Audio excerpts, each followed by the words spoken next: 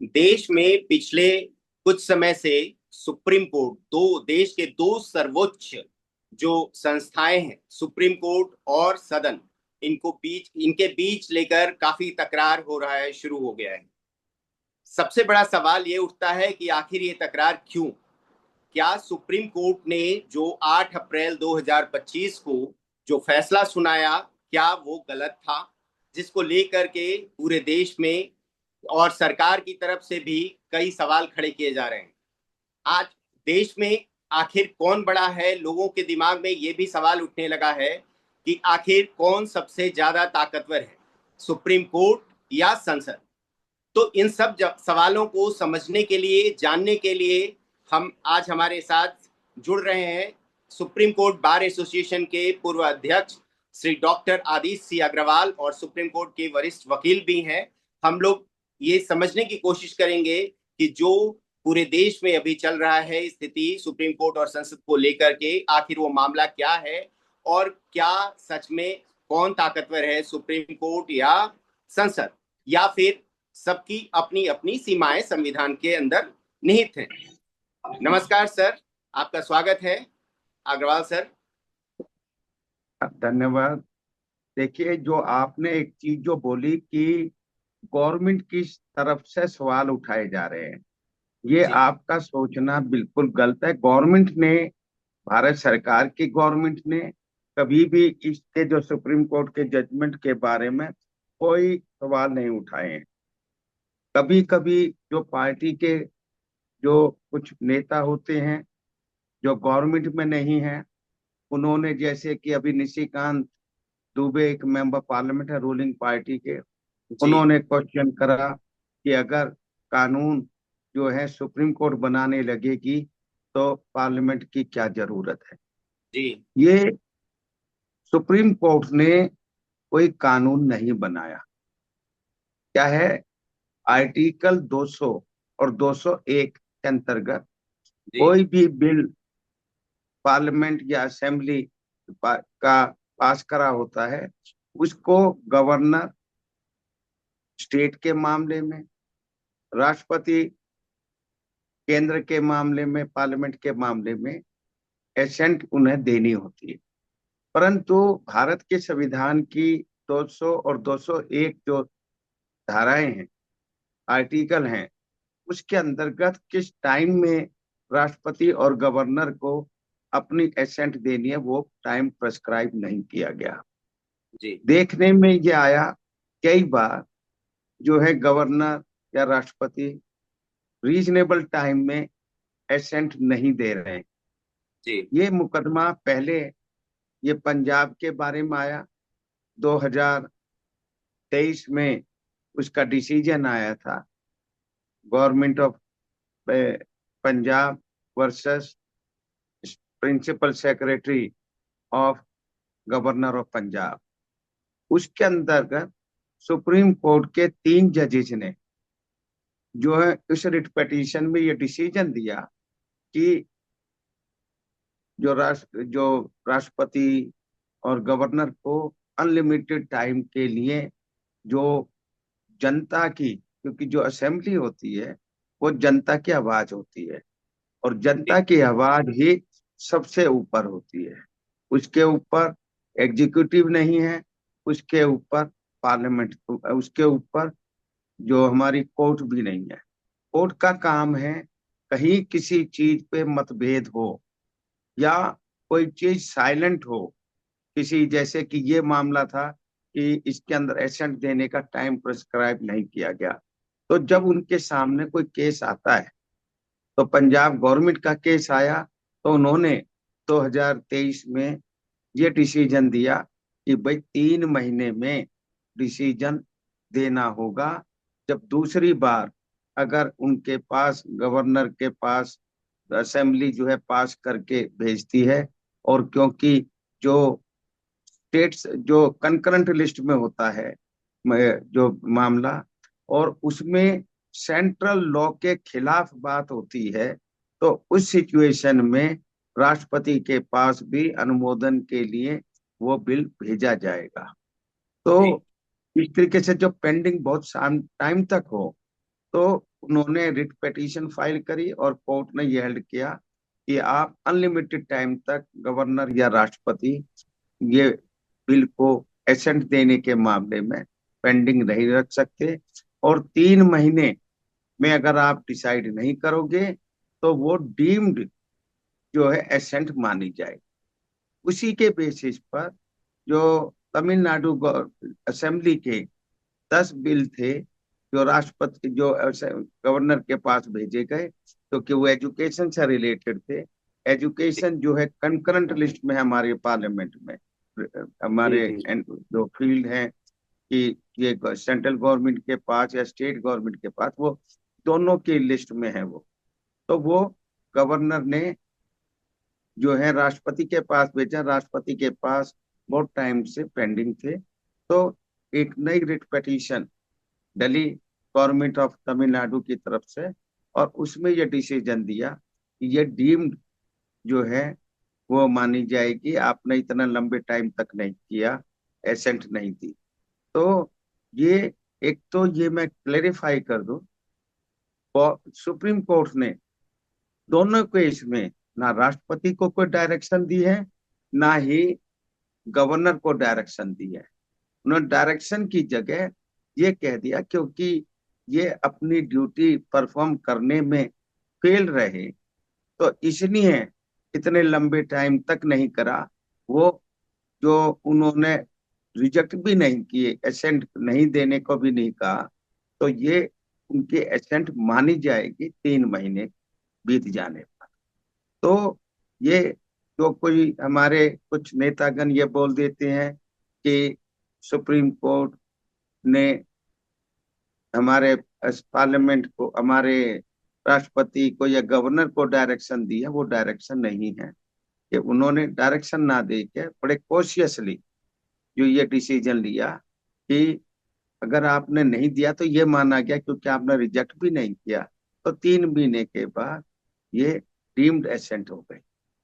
मतलब आप कह रहे हैं कि ये कोई फैसला नहीं, मतलब फैसला सुनाया, एक निर्देश या आदेश नहीं दिया है आपके हिसाब से? निर्देश डीम्ड, उन्होंने किसी को आदेश नहीं दिया, परंतु जी। जो उन्होंने काम नहीं किया हाँ। उनको ये नहीं कहा ये काम करो, परंतु ये कह दिया कि ये आपके काम, आपका एसेंट मानी जाएगी, आपने 3 महीने में ये डिसीजन नहीं किया।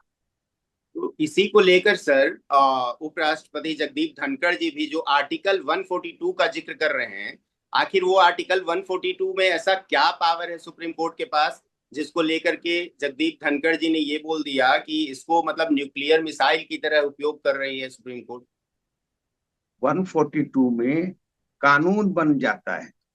ये आर्टिकल भारत के संविधान में है। उन्होंने जो सुप्रीम कोर्ट कोई भी काम करती है, कोई भी डायरेक्शंस देती है, वो भारत के संविधान के अनुसार ही देती है। और 142 जो आर्टिकल है उसके अंतर्गत उन्होंने इस केस को डिसाइड किया कि वो ये मतलब वो कानून बन जाता है। ये कोई नई चीज नहीं है, ये जी। रोज सुप्रीम कोर्ट ऑर्डर पास करती है। ये नहीं है कि इन 2 मामलों में सुप्रीम कोर्ट ने डिसीजन दिया है। जब हमारी जुडिशरी, हमारा लेजिस्लेचर का वेग हो, उसके अंदर हमारे जुडिशरी के पास मैटर कोई आता है, तो उसके अंदर वो आर्टिकल 142 में ऑर्डर पास करते हैं, जो कि वो कानून ही बन जाता है। परंतु 142 आर्टिकल में कोई डिसीजन देने के बाद भी भारत की पार्लियामेंट या असेंबली के पास ताकत है कि वो उस कानून को, जो जजमेंट जो सुप्रीम कोर्ट ने आर्टिकल 142 के अंतर्गत दिया है, उसको भी अमेंड कर सकते हैं। ये हाँ, नहीं है ये कि लीगल अगर रेमेडीज क्या है सर, उसके बारे में जानना था, बिल्कुल। उसके अपना वो उसके अंदर बिल लाकर, जैसे कि इसके अंदर 3 महीने में ये कह दिया डीम्ड माना जाएगा, तो बिल लाकर अगर ये समझते हैं कि भाई 3 महीने कम है, तो 6 महीने, 7 महीने, उसके लिए या तो वो कोर्ट को ही अब ये कह सकते हैं कि आप इस पर पुनः विचार करिए, आपने जो डिसीजन 3 महीने का दिया है ये रीजनेबल नहीं है, ये हमारे को डिसीजन लेने में बहुत तरीके से लीगल ओपिनियन लेनी होती है, बहुत इसको सोच समझ के डिसीजन लेना होता है। तो 3 महीने का टाइम थोड़ा है, आप इसको ज्यादा टाइम दीजिए। अगर वो कोर्ट से नहीं कराना चाहते तो खुद असेंबली या पार्लियामेंट जो है उस एक्ट को, क्योंकि ये उसको उसको अमेंड कर सकते हैं। जो 3 महीने का दिया वो 6 महीने कर सकते हैं, 7 महीने कर सकते हैं, साल कर सकते हैं। ये तो सुप्रीम कोर्ट को इसलिए इंटरफेरेंस और एक टाइम लिमिट फिक्स करना पड़ा, क्योंकि हमारे आर्टिकल 202 201 के अंतर्गत कोई टाइम सीमा नहीं फिक्स करेगी, इसलिए बिल्कुल सुप्रीम कोर्ट को ये डिसीजन लेना पड़ा। सर। तो जैसा मैं बोल रहा था सर कि जो आपने क्लियर किया कि सरकार की तरफ से शायद इसीलिए जेपी नड्डा जी का भी ट्वीट आया है कि निशिकांत दुबे के बयान से उनका कोई लेना देना नहीं है, उनका वो निजी बयान था जिस बयान का जिक्र आपने शुरू में किया था। सर ऐसा नहीं लग रहा है कि ये एक डिसीजन तो ये था तमिलनाडु सरकार वाला जो और आर एन रवि का जो मामला था उसको लेकर के जो दिया सुप्रीम कोर्ट ने जो गाइडलाइन दिया था, उसके बाद ये जो वक्फ का जो मामला आया, वक्फ के बाद जो फैसला आया उसके बाद से ज्यादा ये बयानबाजियां शुरू हुई हैं लेकर के। देखिए, ये क्या है, कोर्ट्स के पास जब कोई मैटर आता है तो कोर्ट को कोई ना कोई ऑर्डर पास करना होता है। जी अगर कोर्ट के पास कोई डिस्प्यूट नहीं आएगा तो किस पे कोर्ट पे डिसीजन देगी। ये जी। तकरीबन इकट्ठे टाइम आ गया, इसलिए दुनिया को, और जो लीगल बैकग्राउंड के नहीं है, जो हम्म। कॉन्स्टिट्यूशन के जानने वाले नहीं होते, उनको ये लगता है कि जी ये सुप्रीम कोर्ट रोज क्या कर रही है। जी जी। सुप्रीम कोर्ट ने वक्फ वाले में क्या गलत किया अभी, हम्म। बताइए।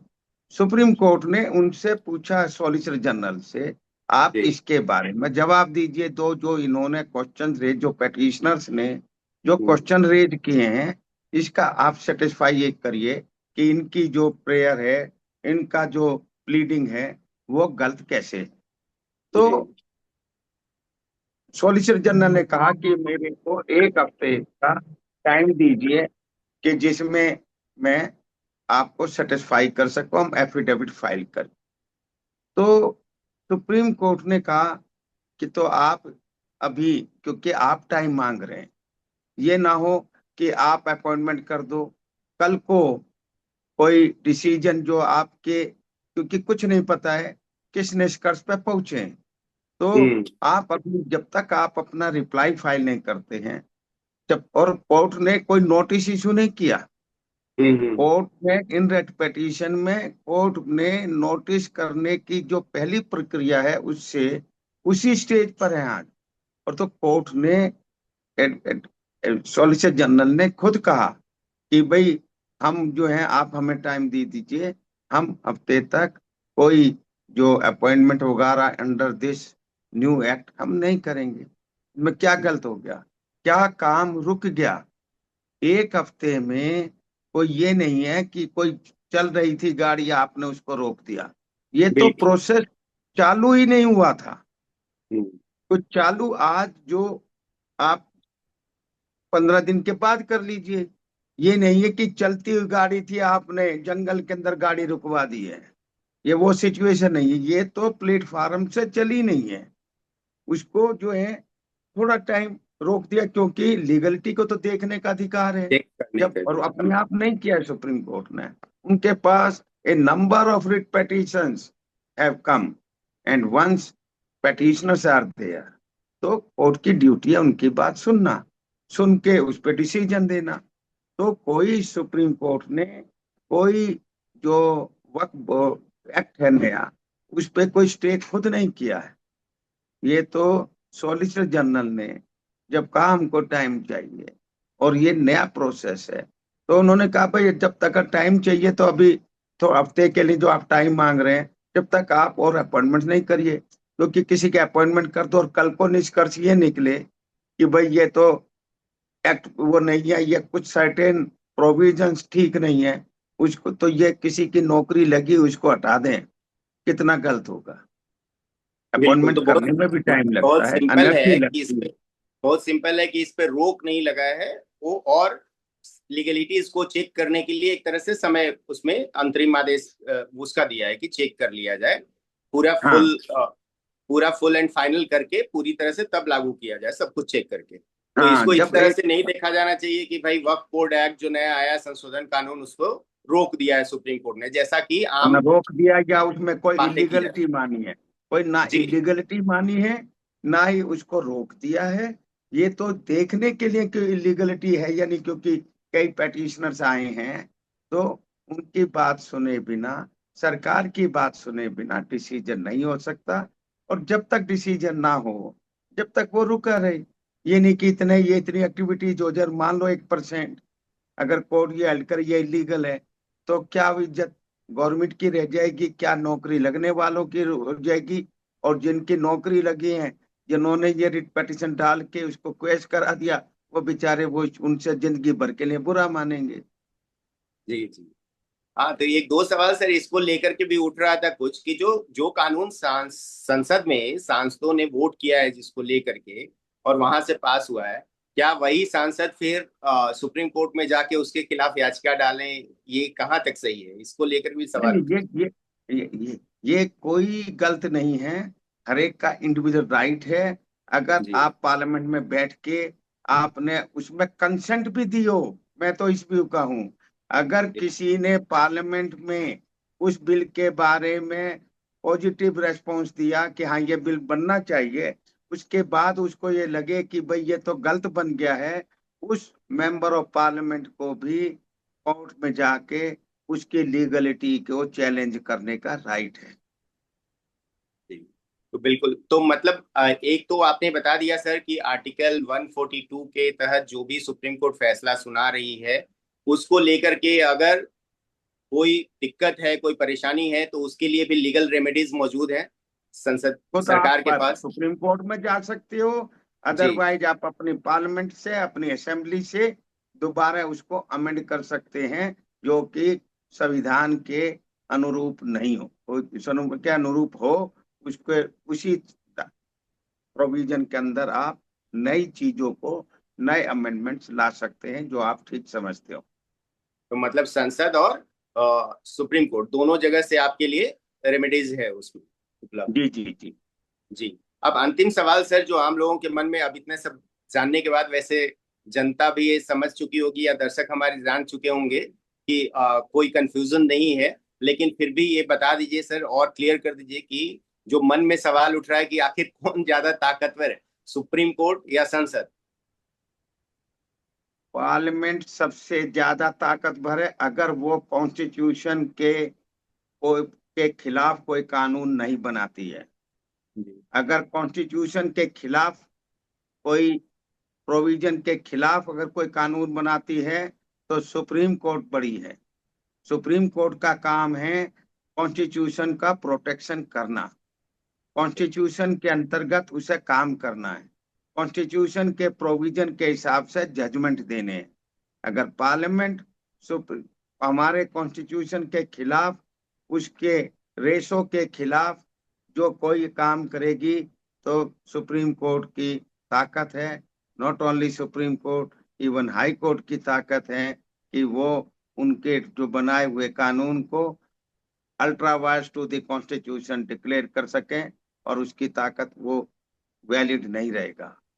अगर with in the framework of constitution of India करेंगे, तो वो सुप्रीम कोर्ट के भी ऊपर है।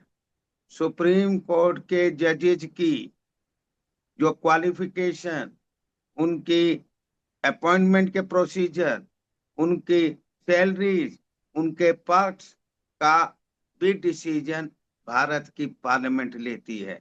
तो इसका मतलब कुछ मामलों में सुप्रीम हमारी जो है लेजिस्लेचर ऊपर है, और गलत करेगी लेजिस्लेचर, तो उसके ऊपर हमारी जो हाई कोर्ट और सुप्रीम कोर्ट है।